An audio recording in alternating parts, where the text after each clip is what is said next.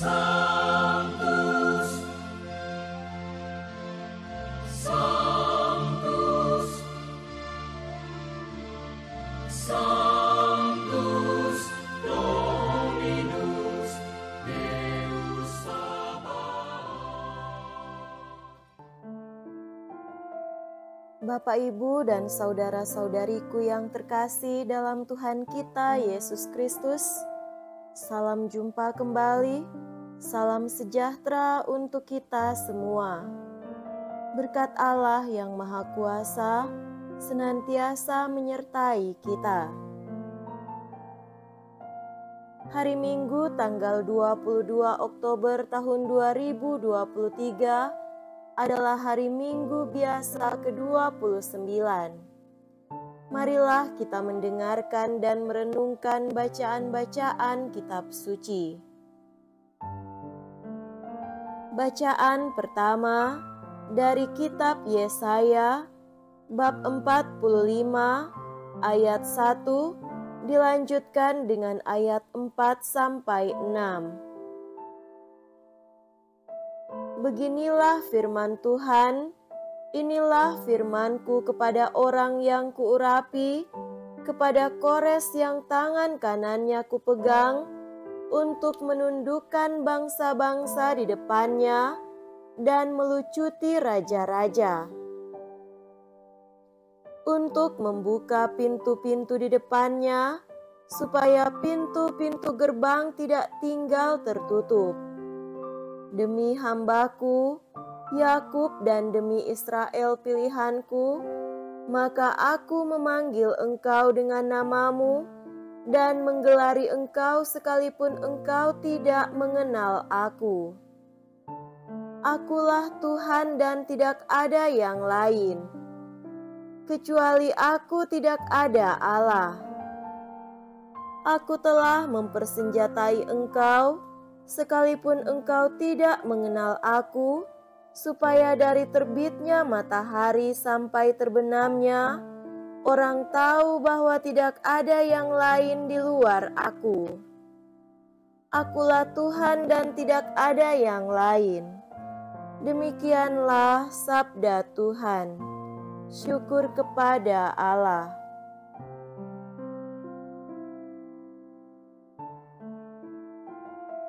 Bacaan kedua dari surat pertama Rasul Paulus kepada jemaat di Tesalonika, bab 1 ayat 1 sampai 5b.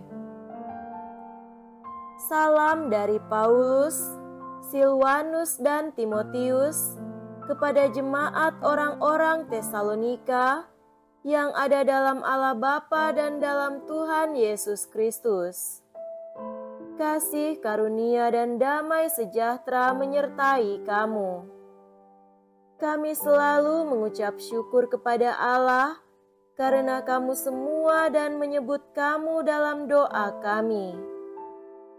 Sebab kami selalu teringat akan amal imanmu, akan usaha kasihmu dan ketekunan harapanmu kepada Tuhan kita Yesus Kristus, di hadapan Allah dan Bapa kita. Saudara-saudara yang dikasihani Allah, kami tahu bahwa Allah telah memilih kamu. Sebab Injil yang kami beritakan disampaikan kepada kamu bukan dengan kata-kata saja, melainkan juga dengan kekuatan dalam Roh Kudus dan kepastian yang kokoh. Demikianlah sabda Tuhan. Syukur kepada Allah.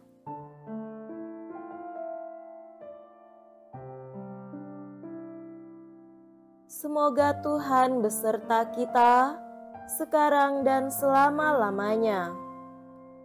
Inilah Injil suci menurut Matius. Dimuliakanlah Tuhan. Injil Matius bab 22 ayat 15 sampai 21. Sekali peristiwa, orang-orang Farisi berunding bagaimana mereka dapat menjerat Yesus dengan suatu pertanyaan. Mereka menyuruh murid-murid mereka bersama-sama para pendukung Herodes bertanya kepada Yesus, "Guru, kami tahu Engkau seorang yang jujur dan dengan jujur mengajarkan jalan Allah, dan Engkau tidak takut kepada siapapun juga, sebab Engkau tidak mencari muka. Katakanlah kepada kami pendapatmu, bolehkah membayar pajak kepada kaisar atau tidak?" Tetapi Yesus mengetahui kejahatan hati mereka. Ia lalu berkata, "Mengapa kamu mencobai aku, hai orang-orang munafik? Tunjukkanlah kepadaku mata uang untuk pajak itu." Mereka membawa suatu dinar kepada Yesus. Yesus pun bertanya kepada mereka, "Gambar dan tulisan siapakah ini?" Jawab mereka, "Gambar dan tulisan Kaisar." Lalu kata Yesus kepada mereka, "Berikanlah kepada Kaisar apa yang wajib kamu berikan kepada Kaisar, dan kepada Allah apa yang wajib kamu berikan kepada Allah." Demikianlah sabda Tuhan. Terpujilah Kristus.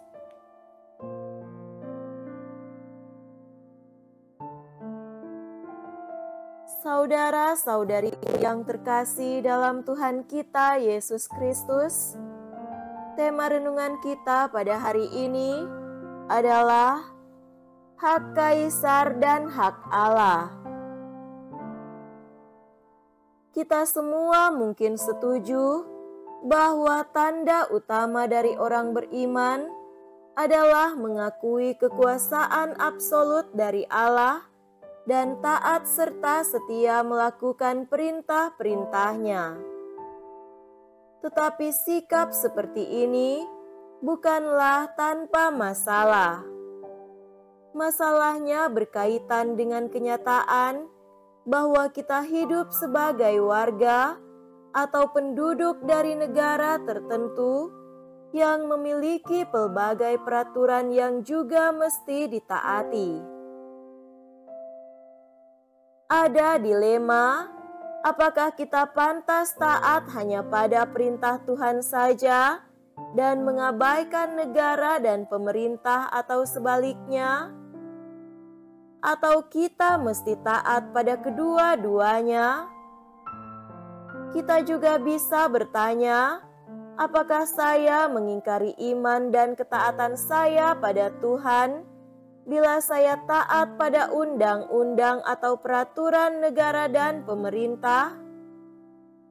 Bila perintah atau peraturan Tuhan yang tertuang dalam kitab suci saya yakini sebagai hukum tertinggi, apakah pantas saya taat pada hukum negara yang sering dianggap sebagai buatan manusia? Saudara-saudari terkasih, dalam Injil hari ini, kaum Farisi dan Herodian ingin menjerat Yesus dengan menggiringnya dalam ketegangan atau dilema ini dengan maksud untuk menjerat dan mempersalahkan dia. Mereka bertanya, bolehkah membayar pajak kepada Kaisar atau tidak? Pertanyaan ini adalah jebakan bermata dua. Apa maksudnya? Pertama, jika Yesus menjawab, boleh membayar pajak kepada Kaisar, maka ia akan dibenci oleh masyarakat umum yang menderita oleh beban pajak kepada Kaisar Romawi, sehingga Yesus akan kehilangan popularitas atau kehormatan di antara mereka. Apalagi, ada masyarakat Yahudi yang beranggapan bahwa membayar pajak kepada penguasa asing tidaklah bisa dibenarkan karena bertentangan dengan pengakuan dan ketaatan pada kekuasaan absolut dari Allah sendiri. Artinya, membayar pajak kepada penguasa asing sama dengan penghujatan atau pengkhianatan kepada Allah. Kedua, jika Yesus menjawab tidak boleh, maka ia akan dituduh sebagai pemberontak terhadap kaisar, sehingga ia akan ditangkap, diadili dan dihukum mati dengan tuduhan pengkhianatan. Tetapi Yesus tidak masuk dalam perangkap mereka. Ia mengetahui kejahatan hati mereka dan mencela mereka sebagai orang-orang munafik. Ia pun meminta mereka untuk menunjukkan mata uang untuk pajak itu dan bertanya, "Gambar dan tulisan siapakah ini?" Mereka menjawab, "Gambar dan tulisan Kaisar." Dan Yesus pun berkata, "Berikanlah kepada Kaisar apa yang wajib kamu berikan kepada Kaisar, dan kepada Allah apa yang wajib kamu berikan kepada Allah." Saudara-saudariku terkasih, faktanya kita memang adalah pribadi beragama. Kita bangga dengan iman kepada Allah dan kita mau memeliharanya dengan menaati segala perintahnya. Tetapi pada saat yang sama, kita pun adalah warga suatu negara di mana kita tinggal. Kita tidak boleh mengingkari atau mengabaikan kedua fakta ikatan hidup ini, sebab mengabaikan salah satunya hanya akan menjadikan kita pribadi yang munafik dan acuh tak acuh. Artinya, kita perlu tampil dan hidup secara pantas dan bertanggung jawab, baik sebagai pribadi beriman maupun sebagai warga negara.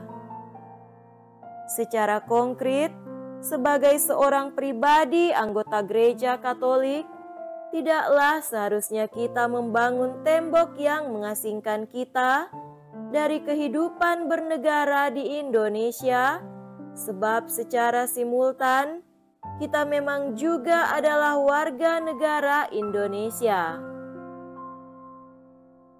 Kita ingat akan slogan yang disuarakan oleh Monsinyur Albertus Sugio Pranata, 100% Katolik, 100% Indonesia.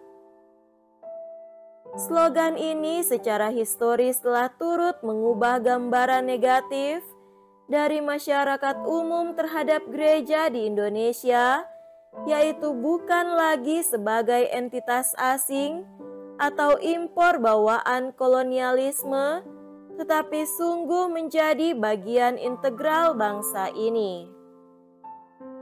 Bila iman dan rasa kebanggaan adalah bagian integral dari identitas kita di Indonesia ini, maka tidaklah perlu kita terjebak dalam dilema di atas, sebab iman justru menjadi terang hidup kita sehari-hari, termasuk dalam konteks hidup berbangsa dan bernegara.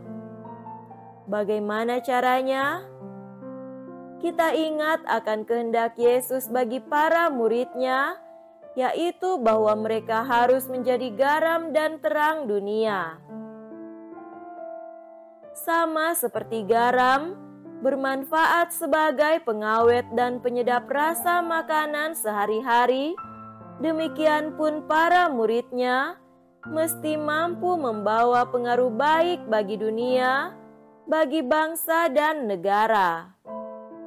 Sebagai murid Kristus yang adalah terang sejati, maka hidup para rasul sudah seharusnya menjadi kesaksian akan Kristus yang telah menyatakan kasih dan keselamatan Allah lewat perbuatan-perbuatan baik, sehingga siapapun yang melihat kesaksian mereka, mereka memuliakan Bapa di surga.